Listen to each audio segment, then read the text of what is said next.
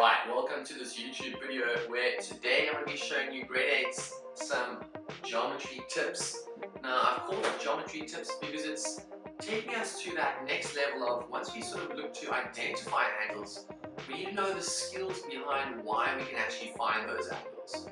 So we're going to start off the lesson by speaking about two words to be introduced to, which is supplementary and complementary.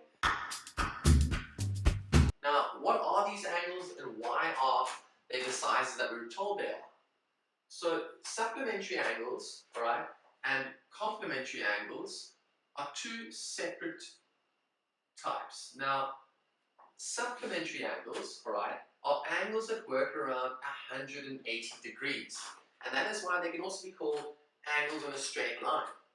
So, if I have a straight line, alright, and I then have an arm, right, breaking the straight line up into two separate angles, that means that angle X and angle Y are going to be supplementary angles. Why?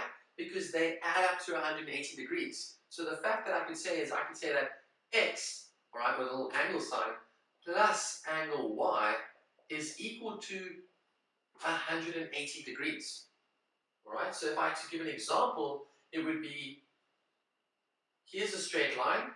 I'm going to say that this angle over here is equal to 35 degrees.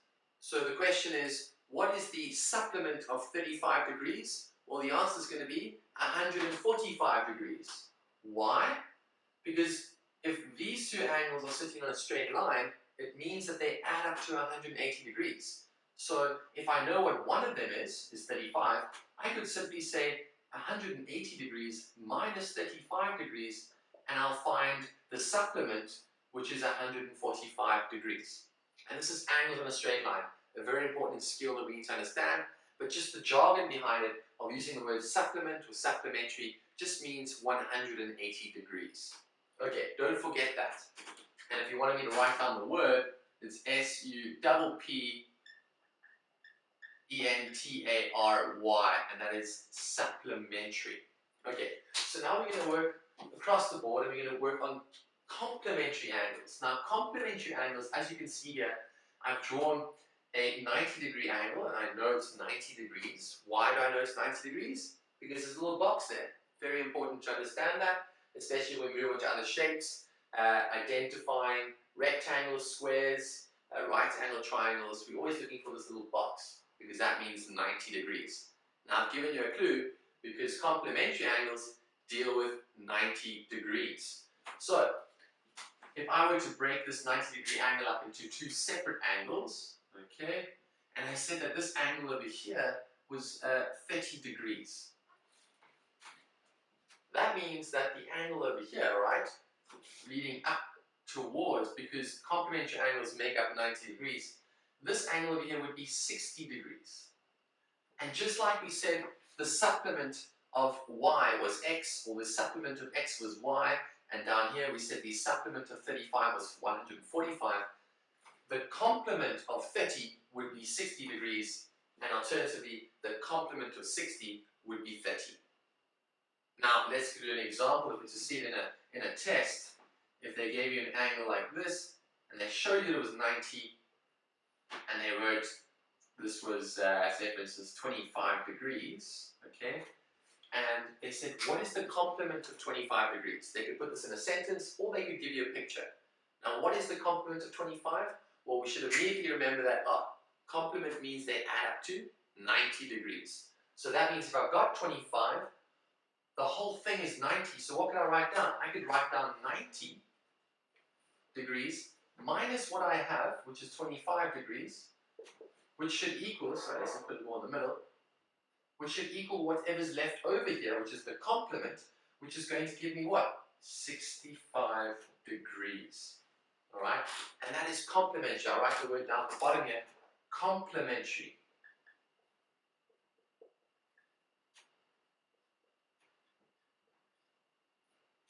Those are complementary angles. So from the first bit of this lesson, what we've understood now is supplementary and complementary. Supplementary adds up to 180 degrees, and complementary adds up to 90 degrees. So what I'm going to do quickly is I'm going to ask you to do these 3 examples for me before we move on, all right? Just to see if you have caught on to what I'm trying to say here. So the first question is going to be, number 1, what is the supplementary angle of 150 degrees? What is the supplementary angle of 150 degrees? It's the first question. And the second question, I'm going to give you a little image here. The second question is,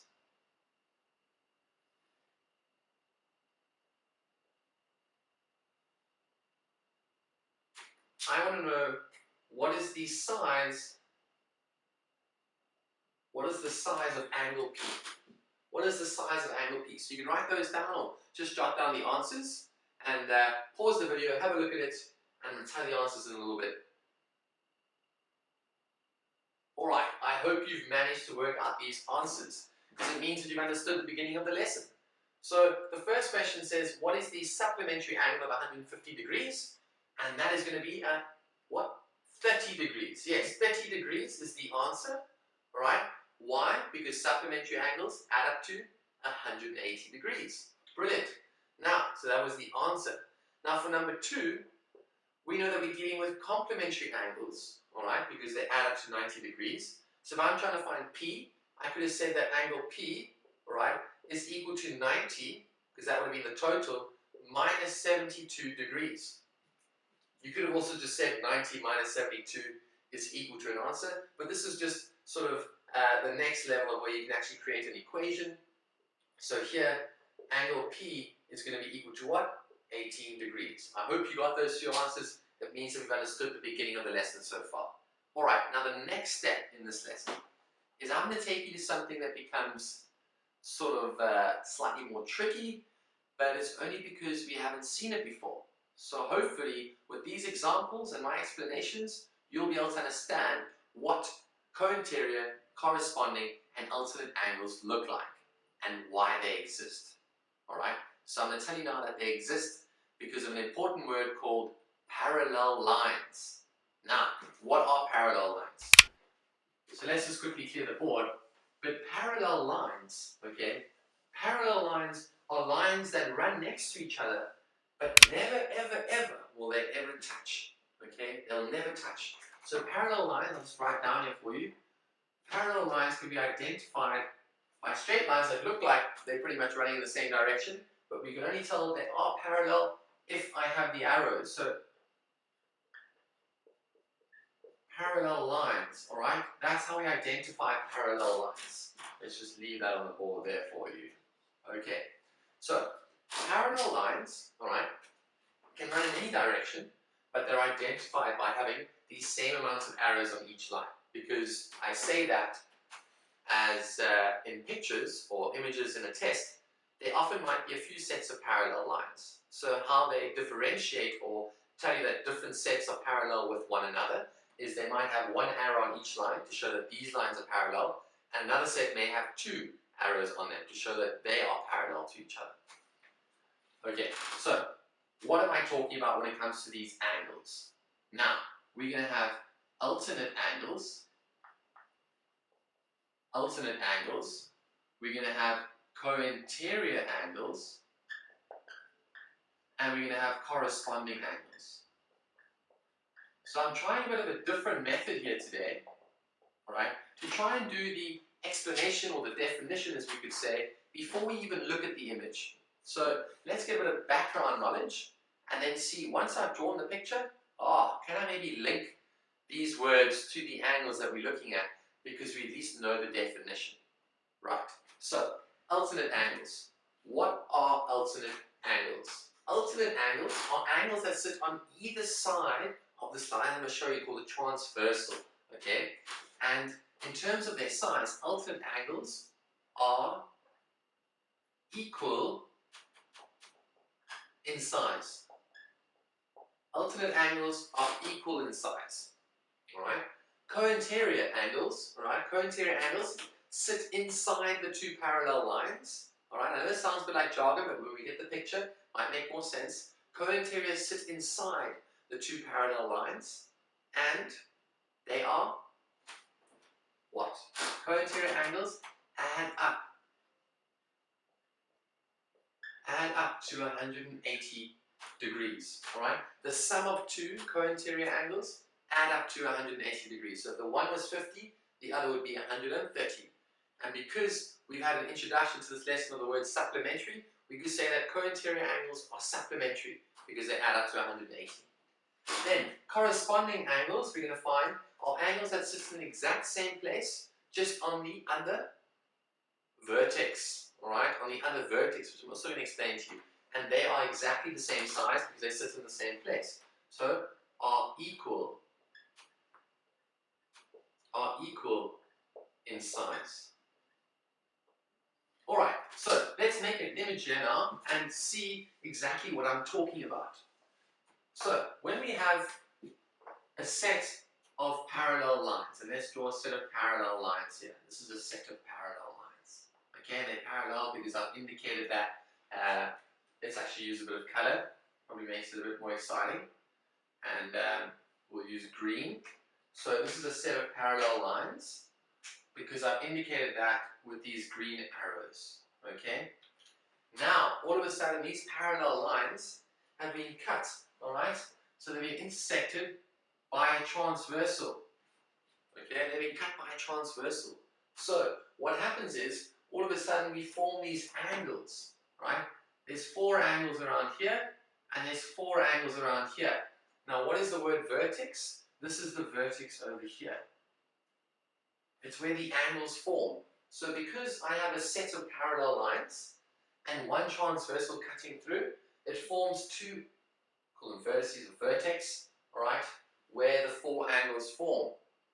So there is a relationship between these 4 angles and these 4 angles. And that's what we're going to speak about. That's where the alternate, co-interior, and corresponding angles come into play. So, what are alternate angles? Well, we get interior and exterior alternate angles.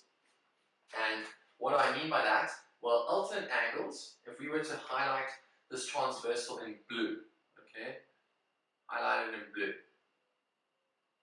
Alternate angles fall on either side of this transversal. They can never be on the same side of the transversal. The other thing we need to remember is that they're either both on the outside of the parallel lines or they're both on the inside of the parallel lines. So I actually made these parallel lines green as well. It's a bit easier so we can see them a bit more clearer. Okay, so like I said, alternate angles are either both on the outside of the parallel lines or they're both on the inside, and also never on the same side of the transversal. So why does that make sense? Well, let's put a few of these pens down. If I had this angle over here, and I said this angle over here was 10 degrees, just as an example, and I wanted to find the alternate angle of this. Again, it's a relationship between these 4 and these 4. It's never within the same 4 that we're going to find corresponding co-interior or alternate angles. So the alternate angle to this 10 degrees is going to be not on this side of the transversal, it will have to be on that side. So it's either going to be this angle or this angle. Now, why won't it be this angle over here?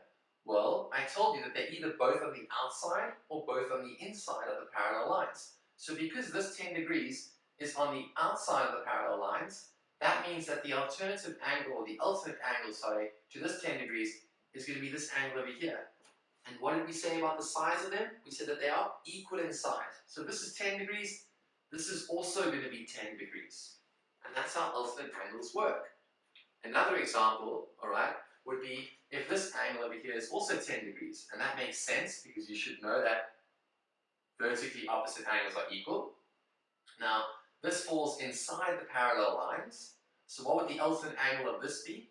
It would be on the opposite side of the transversal, alright, and also inside the parallel lines. So this over here would also be 10 degrees because it's also an alternate angle. Okay, and that's exactly what alternate angles are. Now, the next question is co-interior. Now, co-interior angles are found inside the parallel lines and also on the same side of our transversal. So these two angles, alright, let's highlight them in green for instance. These two angles here would be examples of co-interior angles. Now, because I know what the 1 is already over here, which is 10 degrees, I said that co-interior angles add up to 180 degrees.